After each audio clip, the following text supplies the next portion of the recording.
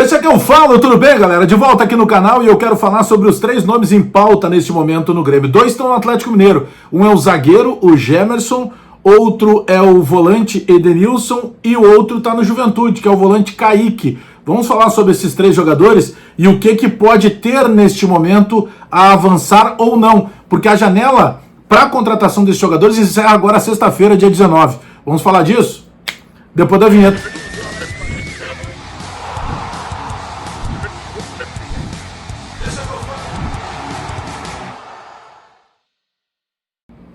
Esse vídeo para a Marquespan.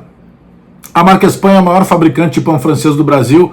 Pão francês é sinônimo de Marquespan. Marquespan é sinônimo de pão francês. Pergunta lá no mercado que tu costuma fazer tuas compras no teu bairro, perto do local que tu trabalha ou que tu mora.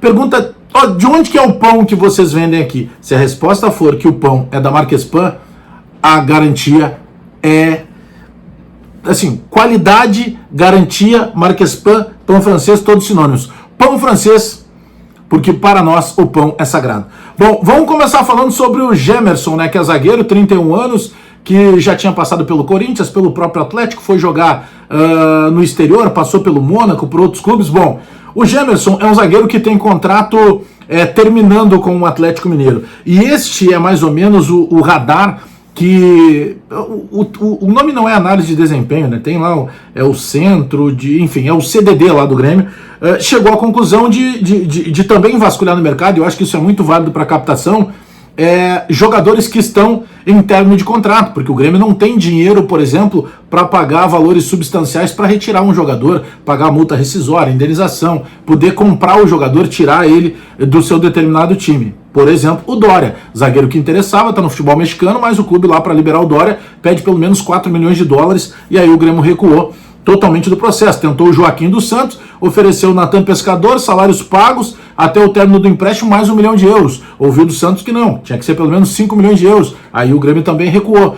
Então são negócios de jogadores que estejam próximos de terminar os seus vínculos com os seus respectivos clubes. É a situação do Gemerson, que está jogando atualmente no Atlético Mineiro, dependeria também a partir daí do Galo buscar uma reposição para ele, e o próprio Edenilson, tá? O Edenilson esquentou demais, ontem foi uma informação antecipada pelo João Batista Filho, e aí desde ontem de noite eu comecei a procurar algumas informações para ter um detalhamento maior, e até tanto eu quanto o João Batista Filho e outros colegas que falaram com fontes do Grêmio, ouviram que o Grêmio poderia ainda ter uma resistência a partir do momento em que tivesse alguma resistência de manifestação de torcedores pelo fato dele ter jogado no Inter. Convenhamos, né? Não é o primeiro, não vai ser o último caso de jogador que jogou no Inter, depois jogou no Grêmio, jogador que jogou no Grêmio, depois foi jogar no Inter, e tá tudo certo. O Edenilson é um cara que encaixa nesse time do Grêmio, tem muito a ver com a possibilidade cada vez mais real do Grêmio se desfazer do Felipe Carbajo. Chegando uma proposta boa, o Grêmio não vai fazer força nenhuma.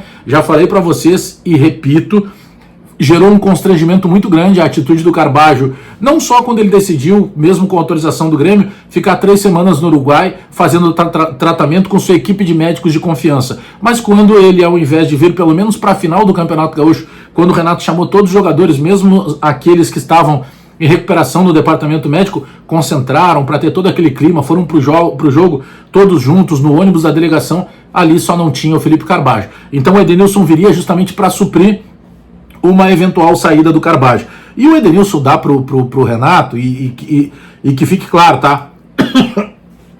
Até a tosse, o bichinho pegou aqui. Que fique claro, o Renato, qualquer tipo de contratação é avaliada e indicada tendo autorização também do Renato, e com o Edenilson não foi diferente. Então o Renato, tendo na figura do Edenilson o jogador que pode jogar por dentro e pode jogar lateralizado naquela função que hoje o Renato tenta tirar do Pavão, que lá atrás ele conseguiu tirar do Ramiro, por exemplo, para ele jogar no 2-3-1, que é o esquema preferido do Renato. Bom, o Edenilson tem salários na casa dos 800 mil, que não é nenhuma novidade, porque o João Pedro Galvão, por exemplo, ganha um pouco mais do que isso.